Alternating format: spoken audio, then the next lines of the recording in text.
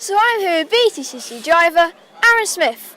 So Aron, before we get to this weekend at Croft, it was a great way to finish off last weekend at Alton with a win. Yeah, it's great. It's great to have gotten Team BMR's first win on the cards. It's kind of what the team needed. I think we've been threatening all year, but we just haven't had a weekend that aligned for us. And that was one of those weekends that just went right.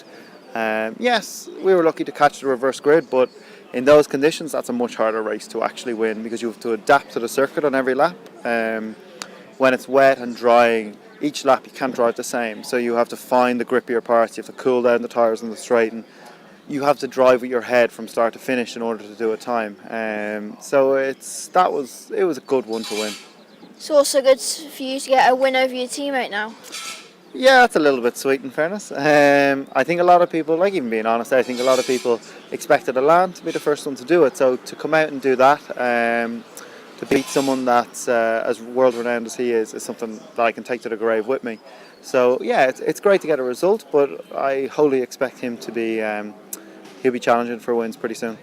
Now this weekend at Croft, you've just done your first practice session. The conditions are sort of mixed to it. That really does give you a bit of a challenge or a curveball, you could say. Yeah, those conditions, if it's qualifying, it's fine. But in those in just free practice, if you push it and you just catch a wet patch on the circuit, you'll go off and you'll wreck the car, especially around here because it's very high speed out the back. So that session, I would describe it as a bit of a throwaway. Maybe you just scrub in some race tyres and get everything else ready. So hopefully the real work will start the next one when it's a bit drier and then lead us into qualifying. And finally, this track is a bit of challenging with some corners, and there's also some fast, high-speed corners. Do you enjoy tracks in a mix, or do you want them just to be all of one type?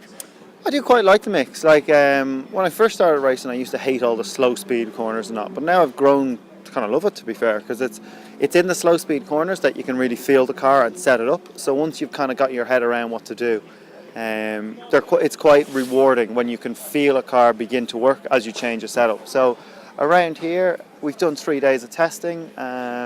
We left with a very competitive car, so hopefully this rain will stay away and we'll get out and see what we can do in free practice too. Okay, thank you very much for your time, Aron, and very good luck for the rest of the day. No problem at all, thank you.